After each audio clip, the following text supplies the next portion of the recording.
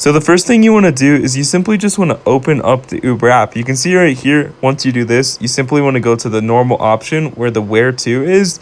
And you can see right here all of the different options. In this case, if I want to go to Whole Foods, I'm going to click on that. And you can basically see all of the ride fares like so. Now to call a car seat, it does cost $10 extra, and you can see if we swipe up just on the screen like so. Depending on the location that you currently live in, car seats not available across every single state, country for Uber at the current moment. And at the time of this recording, it's only available in California, like LA and New York City. It might be available in Austin, but you can see right here if we scroll down, it will show you all of the different fares, and it should look something like this if you do live in one of these cities that does allow you to call an Uber with a car seat. But if you're like me, I currently don't live in a city that allows Uber with a car seat, and the best thing you can do is you can always just bring a car seat with you. If you can't afford a car seat, what you can do is you can actually just get one from like a thrift store. They're really cheap.